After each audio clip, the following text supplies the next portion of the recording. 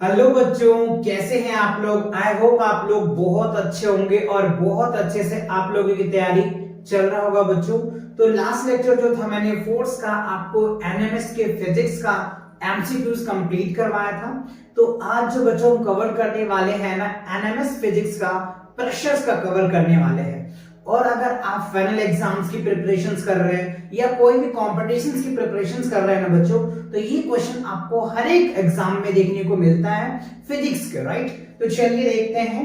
Right, questions क्या कह रहे हैं। सबसे पहले देखो, प्रेशर के बेस पे आज जो है ना जितने भी एमसीक्यूज है बच्चों, वो प्रेशर के अकॉर्डिंग है। राइट, जिससे पहले मैंने आपको फोर्स के अकॉर्डिंग करवाया था। राइट, तो अब जो है हम प्रेशर के अकॉर्डिंग करा रहे हैं। तो प्रेशर के बेस पे जितने भी एमसीक्यूज हैं आज कवर करने वाले हैं। राइट, और डिटेल कॉन्सेप्ट भी आपको टॉपिक वाइज कवर हो जाएगा। और प्रेशर से रिलेटेड मोस्टली क्वेश्चंस ऐसे ही रहेंगे। सो फर्स्ट ऑफ ऑल देखो, pressure is defined as, pressure किसको डिफाइन करता है। ठीक है, तो देखो प्रेशर का जो बच्चों फॉर्मूला होता है, प्रेशर इक्वल्स टू क्या होता है, फोर्स अपॉन में एरिया होता है। ये फॉर्मूले आपको याद होनी चाहिए। प्रेशर इक्वल्स टू क्या होता है, फोर्स अपॉन में एरिया। अच्छा, अब देखो फोर्स का जो एसआई यूनिट होता है ना, वो न्यूटन होता है। और एरिया के एसआई यूनिट्स क्या हो जाएगा, मीटर स्क्वायर हो जाएगा। क्या हो जाएगा, मीटर स्क्वायर हो जाएगा एरिया का। ओके, तो ये क्या बन जाएगा, न्यूटन पर मीटर स्क्वायर हो जाएगा। और 1 न्यूटन पर मीटर स्क्वायर को हम क्या बोलते हैं, पास्कल। ठीक है, क्या बोलते हैं, पास्कल्स बोलते हैं। तो प्रेशर का जो ऐसा यूनिट होता है ना, वो पास्कल्स हो गया।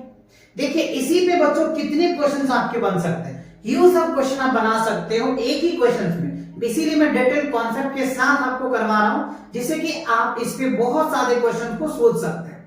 पहला तो क्वेश्चन आपको डायरेक्ट इसी पे पूछ रहा है, प्रेशर डिफाइन क्या करता है। तो आप यहाँ पे ऑप्शन आपके पास, force per unit mass, force per unit area, force per unit volume, force per unit length. तो फोर्स पर यूनिट क्या है, एरिया है। तो पहला आंसर तो आपका ये बी हो गया। देखो अब आपको ये पूछा जा सकता है कि फोर्स का ऐसा यूनिट क्या है, तो न्यूटन हो सकता है। एरिया का ऐसा यूनिट क्या है, मीटर हो सकता है। प्रेशर का ऐसा यूनिट क्या हो सकता है, तो पास्कल बोल सकते हो, या फिर आप न्यूटन पर मीटर स्क्वायर भी बोल सकते हो। ठीक है, अच्छा अब देखिए क्वेश्चन क्या पूछा जा सकता है। अगर फोर्स इंक्रीज होगा तो प्रेशर भी इंक्रीज करेगा, बिकॉज जो प्रेशर है वो डायरेक्टली प्रोपोर्शनल टू किसका है, फोर्स का है। तो अगर हम फोर्स को इंक्रीज करते हैं ना, तो प्रेशर भी इंक्रीज होगा। और अगर मैं फोर्स को डिक्रीज करूंगा ना, तो प्रेशर भी डिक्रीज होगा। रीजंस क्या है, रीजंस ये है कि फोर्स डायरेक्टली प्रोपोर्शनल किसका है, प्रेशर का है। और प्रेशर डायरेक्टली प्रोपोर्शनल किसका है, फोर्स का है। ओके, अच्छा अब देखो अगला क्वेश्चन क्या बन सकता है। जो प्रेशर है वो इनवर्सली प्रोपोर्शनल किसका है, एरिया का है। ये बात भी आपको याद रखनी है। प्रेशर जो है वो इनवर्सली प्रोपोर्शनल किसका है, एरिया का। अगर एरिया बहुत ज्यादा हो जाएगा तो प्रेशर कम लगेगा, समझ रहे हो। बिकॉज एरिया अगर बढ़ रहा है तो प्रेशर क्या होगा, घट जाएगा। और जब प्रेशर बढ़ेगा तो एरिया कम हो जाएगा। बात समझ आए कि नहीं आया। तो इसके बेस पे आपको देखो कितने सारे क्वेश्चन बन सकते हैं, समझ में आया। तो इसीलिए मैं आपको बेसिक कॉन्सेप्ट के साथ सभी क्वेश्चंस मैं आपको करवा रहा हूं, जिससे कि आपको इस तरह के क्वेश्चन में अगर घुमा के भी पूछ देना तो आप बहुत अच्छे से और बहुत आसानी से आंसर दे पाओगे। ये बात आपको क्लियर हो गया, सभी आंसर आपको पता चल गया। चलिए अब अगला क्वेश्चन देखते हैं। अब देखो बाकी क्वेश्चन आप बहुत आसानी से कर पाओगे। The SI unit of pressure, देखो आ गया ना, प्रेशर का एसआई यूनिट क्या होता है। तो अभी मैंने आपको क्या याद करवाया, प्रेशर का जो एसआई यूनिट होता है पास्कल होता है, या न्यूटन पर मीटर स्क्वायर कह सकते हो। तो इसमें देखो न्यूटन, तो न्यूटन किसका है बच्चों, फोर्स का ऐसा यूनिट है। ठीक है, अच्छा पास्कल्स, ये आपके आंसर्स हो जाएंगे। अभी तो मैंने बताया था ना, प्रेशर का जो ऐसा यूनिट होता है वो पास्कल्स होता है। और 1 पास्कल जो होता है बच्चों किसके बराबर होता है, न्यूटन पर मीटर स्क्वायर होता है। और जूल किसका होता है ऐसा यूनिट बच्चों, एनर्जी का होता है। राइट, किसका होता है, एनर्जी का। किलोग्राम्स किसका होगा, मास का ऐसा यूनिट होता है। ठीक है, तो ये बात क्लियर हुई, अच्छे से समझ में आ गया, एकदम क्रिस्टल क्लियर हो रहा है। अगर बच्चों समझ में आ रहा है तो वीडियो को लाइक करें, और चैनल पे नए हो तो चैनल को सब्सक्राइब भी करो। आपको एनएमएस से रिलेटेड और क्लास 6, 7 और 8 के कंप्लीट कंटेंट आपको इस चैनल के माध्यम से डिलीवर किया जाता है आप लोगों को। और अगर आप कंपटीशन की प्रिपरेशन कर रहे हैं क्लास 6, 7 और 8 स्टैंडर्ड के, तो आपके लिए चैनल एकदम परफेक्ट है, राइट, जो आप देख ही पा रहे होंगे। चलो आगे बढ़ते हैं। अब देखो कह रहा है प्रेशर इज डायरेक्टली प्रोपोर्शनल। अभी मैंने आपको समझाया था क्या, देखो प्रेशर इक्वल्स टू क्या होता है, फोर्स अपॉन में एरिया होता है, ठीक है। तो प्रेशर क्या है, प्रेशर डायरेक्टली प्रोपोर्शनल किसका है, फोर्स का है।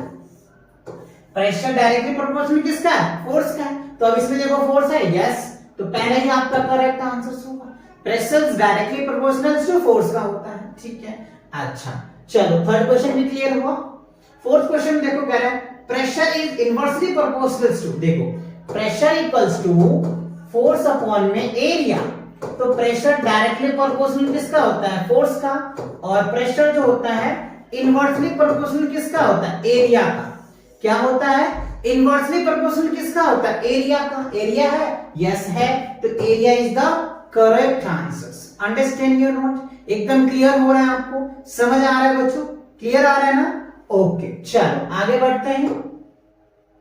अब देखो क्वेश्चन नंबर 5 में कह रहा है if the area of contact decrease the pressures. अच्छा अब देखो यहाँ पे क्वेश्चंस में कह रहा है जो एरिया है, यानी अभी हमने जो फॉर्मूला पढ़ा है pressure equals to force upon में एरिया, सभी बच्चों इसी का कमाल है।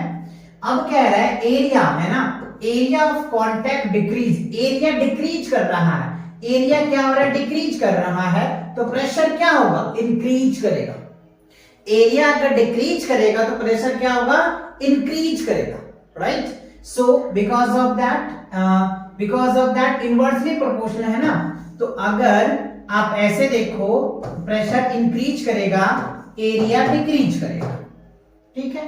तो एरिया क्या हो रहा है, एरिया कह रहे ना, area of contact decrease, area घट रहा है तो प्रेशर बढ़ेगा, राइट। तो प्रेशर बढ़ेगा तो यहां पे आंसर क्या होगा आपका, इंक्रीज होगा।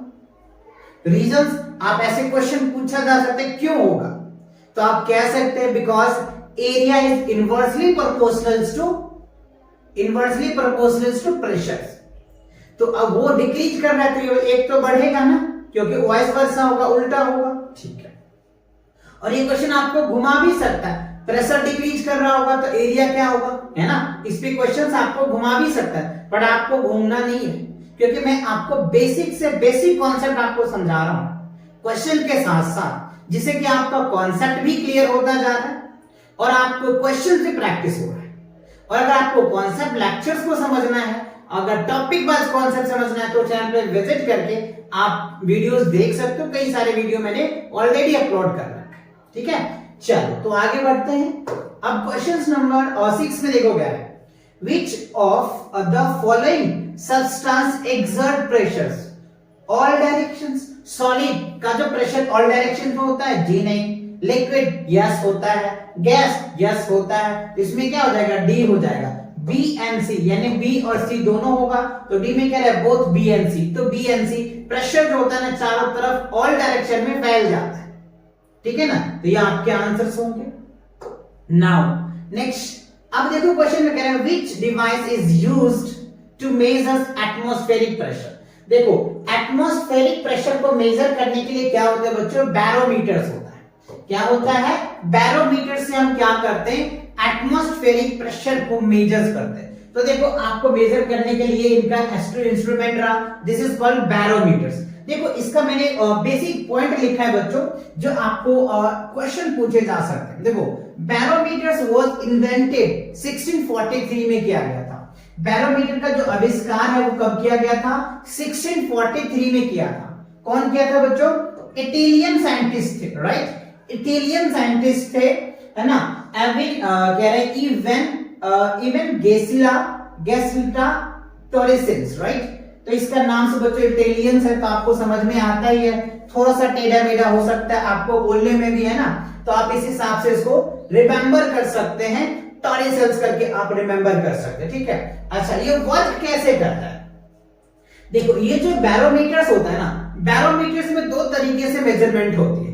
पहला, अगर मान लो राइजिंग हो रहा है बैरोमीटर्स में, इसका मतलब क्या होता है, देखो rising a barometer indicate increase atmospheric pressure, यानी एटमॉस्फेरिक प्रेशर जब इंक्रीज होता है ना, इसका मतलब जो है, जो बैरोमीटर है उनका टेम्परेचर जो वहां पे इंडिकेट कर रहा है यानी बढ़ रहा है, राइट। और अगर फॉल्ट होता है, फॉलिंग बैरोमीटर्स, बैरोमीटर में टेम्परेचर अगर कम होता है, इसका मतलब क्या होता है कि रीडिंग जो होता है इंडिकेट्स क्या करता है, it means indicates decreasing atmosphere.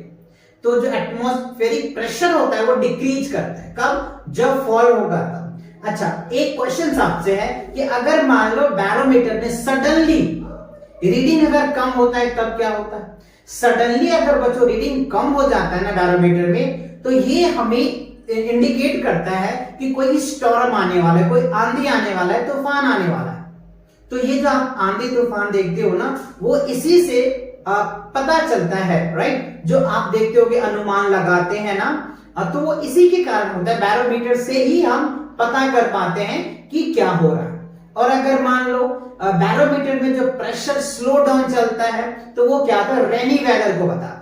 जो बात मैंने यहाँ पे वैसे लिखा है, sudden fall in barometers readings can indicate a storm, ठीक है, while a slow fall down can indicate rainy weather। तो बात समझ में आ गया, क्लियर हुआ। तो ये आपको क्वेश्चंस क्लियर हो गए, समझ में आया। अब इनके बाकी के पार्ट भी आप समझो, राइट। देखो थर्मामीटर्स का क्या होता है बच्चों, थर्मामीटर्स क्या होता है, it is measure of temperatures.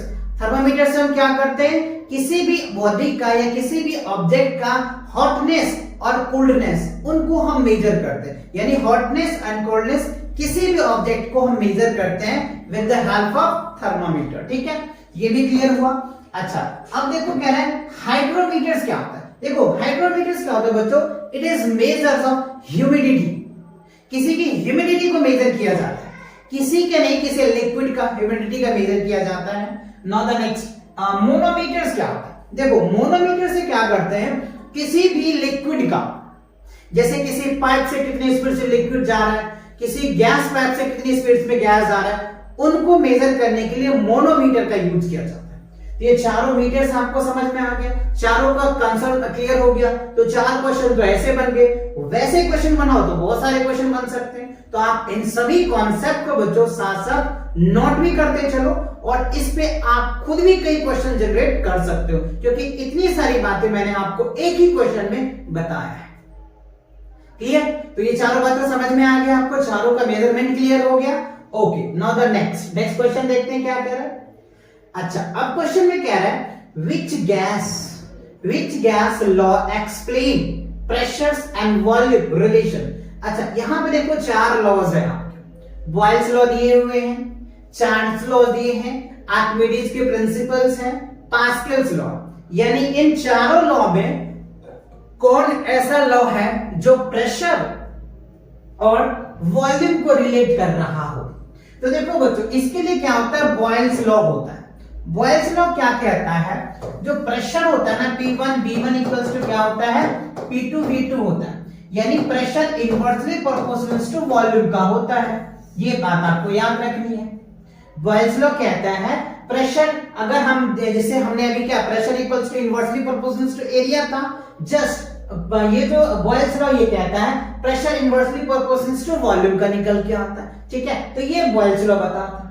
अच्छा, अब देखो चार्ल्स लॉ क्या कहते हैं। चार्ल्स लॉ ये कहता है कि ये जो रिलेशन बताता है ना, वॉल्यूम और टेम्परेचर के बीच में रिलेशन बताता है, ये इसके रिलेशंस होता है।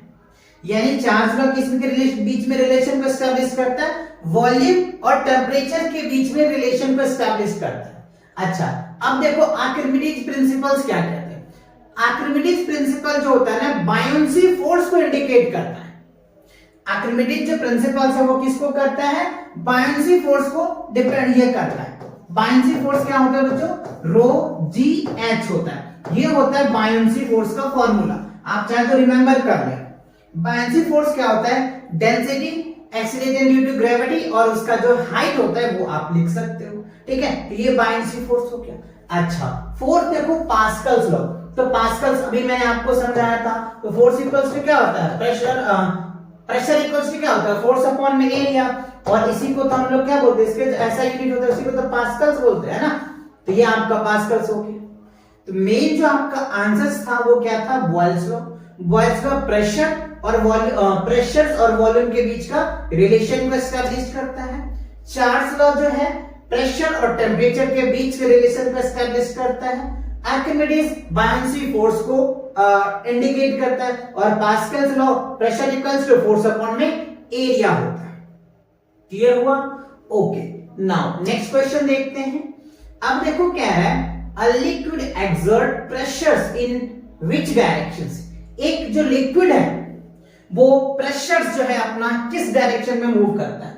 डाउनवर्ड डायरेक्शन में करता है, अपवर्ड डायरेक्शन में करता है, या साइड वे में करता है, या ऑल डायरेक्शन में करता है? तो बच्चों ऑल डायरेक्शन होगा, यानी कोई भी लिक्विड होगा अगर आप लिक्विड को रखोगे तो वो सभी डायरेक्शन में फैल जाता है।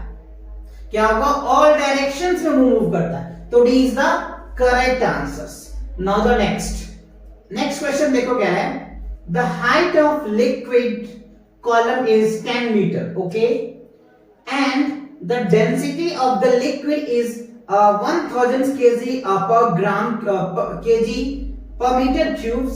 The pressures exert at the bottom. देखो इसमें कह रहा है बॉटम में प्रेशर्स कितना एक्सर्ट करेगा। आपके पास ये चार ऑप्शंस है। तो सबसे पहले एक बात मैं बताऊं, ATM एटमॉस्फेरिक प्रेशर जो होता है ना बच्चों, नॉर्मल जो होता है वो आपको याद रखना है 10⁵ पास्कल्स होता है। ठीक है, ये जो नॉर्मल एटमॉस्फेरिक प्रेशर होता है, या फिर आप ऐसे कर सकते हो 101,325 है ना, ये होता है। इसको स्टैंडर्ड फॉर्म में इस तरीके से हम लोग लिख लेते हैं। तो आप ये याद कर सकते हो 101,325। ये क्या होता है? जैसे हमारे नॉर्मल टेम्परेचर होता है ना, उसी तरीके से ये प्रेशर्स होता है। ठीक है, अच्छा अब देखो किसी बॉटम पे अगर हम प्रेशर निकालते हैं ना, इसके लिए फॉर्मूला क्या होता है? एटमॉस्फेरिक प्रेशर प्लस क्या होता है? रो जी एच होता है। ये फॉर्मूला होता है, आप चाहे तो याद कर लें। किसी का भी बॉटम का अगर आपको निकालना है तो इस हिसाब से निकाल सकते हैं। ठीक है, अच्छा अब देखो एटमॉस्फेरिक प्रेशर हमें पता है 10⁵ हो गया, ओके, पीए लिख दो। अच्छा डेंसिटी देखो, डेंसिटी हमें कितना दे रखा है? 1000 दे रखा है, तो हम यहाँ पे डेंसिटी 1000 लिखेंगे। अच्छा जी क्या है? एक्सीलरेशंस ड्यू टू ग्रेविटी है। जी क्या है? एक्सीलरेशन ड्यू टू ग्रेविटी, तो हम इसको अप्रोक्सीमेटली 10 ले लेते हैं। और हाइट तो हमको 10 दिया हुआ है, तो हम 10 लिखेंगे। ठीक है, अब देखो 10⁵ प्लस 325, ये भी क्या होगा? 10⁵ पीए। दोनों पे ऐड कर दो, क्या होगा? 2 × 10⁵ पीए। तो ये आपका क्या होगा? उस बॉटम पे क्या कह रहा है? The pressure at the bottom. Bottom पे जो प्रेशर होगा ना 2 × 10⁵ होगा।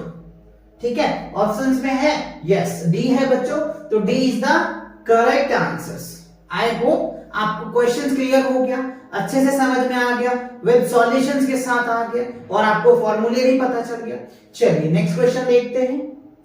अच्छा, तो इस जो लेक्चर में बच्चों आपको 10 क्वेश्चंस लिए जा रहे थे, और ये सभी क्वेश्चन अगर आप अच्छे से करते हैं ना, तो ये क्वेश्चन आपके 40 क्वेश्चंस के बराबर हो जाएगा, क्योंकि एक ही क्वेश्चन में मैंने आपको सारे कॉन्सेप्ट डिटेल्स डिस्कस किया था, और उस कॉन्सेप्ट के बेस पे बहुत सारे क्वेश्चंस आपके बन सकते थे। तो आई होप ये सभी आपके कॉन्सेप्ट अच्छे से समझ में आ गया होगा। तो मिलते हैं नेक्स्ट वीडियो के साथ बहुत जल्दी, तब तक के लिए take care and bye bye.